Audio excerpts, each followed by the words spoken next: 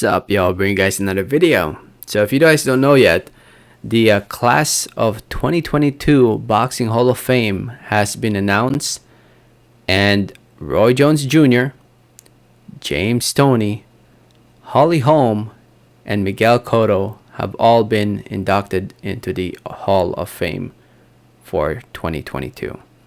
Before I get more into the video, I just want to say thank you. Thank you so much for watching. Please subscribe for more boxing, and please hit that like button. It helps out the video. It helps out the channel. I'd really appreciate it. So, Miguel Cotto, he retired in 2017 after losing to Saddam Ali. First ballot for Miguel Cotto, 41-6, 33 wins coming by way of knockout TKO. Around the time I started watching boxing or getting into the sport of boxing, Miguel Cotto was the man from Puerto Rico.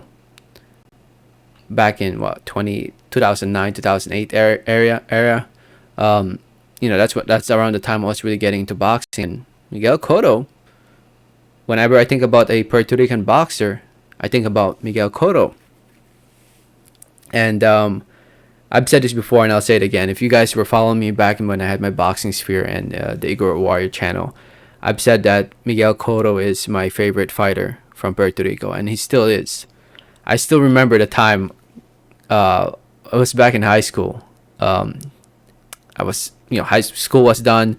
I was on my phone. Next thing you know, I see Miguel Cotto tweeting out, like I think it's somewhere around the line saying, "I'll do it. I'll beat him." When he announced that he'll be fighting Floyd Mayweather. What year was that? 2012, my senior year. I still remember that day. I can't forget that day when I learned of the announcement. I couldn't wait to get home to read all about it, and I was excited to see Miguel Cotto versus Floyd. Obviously, he's also had great fights with the likes of Margachito, Manny Pacquiao. He had a very good run back in 2013, beating Sergio Martinez, Daniel Gale. He had a very good run, and then he fought Saul Canelo Alvarez. Man, that was around the time I kept doubting Canelo. I still chose Miguel Cotto to win that fight, and obviously I was wrong. And it is what it is. Anyway, Miguel Cotto definitely deserves to be in the Hall of Fame. Holm, I'm gonna be completely honest. I didn't know she was a boxer. I until about a year ago, I think. That's when I found out that she was a boxer. The first time I pretty much heard of her was when she knocked out Ronda Rousey in the UFC. I didn't know she was a boxer before. I think I remember reading that she had a boxing background, but I didn't know she had a very good boxing background, being world champion.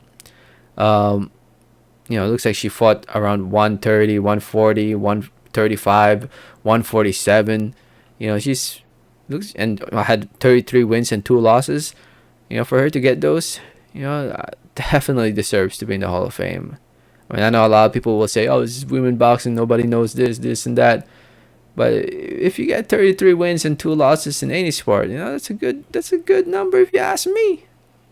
So, anyway, Holm, congrats to her, and definitely deserve. I don't know if there's a UFC Hall of Fame, she definitely deserves to be in the UFC Hall of Fame as well. So James Toney. Back when James Toney was fighting, way back in the day in his prime, way back in the 90s, I was a little baby, man. He fought during a time when I was not, I couldn't even talk. So during his prime, he fought during a time that a lot of I guess my dad's era, I guess, and it looks like he had a very good. Obviously, he had a very good career. Looking back at his resume and looking at highlights of how well he did back in the day, and to those who didn't know, he retired in 2017 against Mike Shepard. It took him a long time to retire, to officially retire. He kept coming back. Fought in 2013, took 2 years off, then came back, lost, and took 2 years off and came back and won. And now he's in the Hall of Fame. So congrats to James Toney. I believe, yeah, this was his. Correct me if I'm wrong. Is this his first ballot, first time in the voting? I think he is, right. I mean, 2017, 5 years. It takes 5 years for you to be voted into the Hall of Fame. If you guys didn't know. And same goes for Roy Jones Jr. Well, he fought in 2018 in February, but I guess it's nah, it's been 4 years. No, that's not 5 years. I don't know. But anyway, Roy Jones, I think we can all agree that he deserves it. I mean, the man, even though he fought during a time when I was not really, I was still a baby when he during his prime, but he if you go back and watch his fights and look at his resume, the dude was a beast. And yeah, I mainly, obviously I caught up mainly towards the later part of his career. I still remember the Danny Green fight. That was bad, man. That was really bad. I remember the Denis Lebedev fight. That was bad too. I still, honestly, the fights I remember of Roy Jones are the fights where he got knocked out. Against the fight against Enzo, whew, that was sad to watch.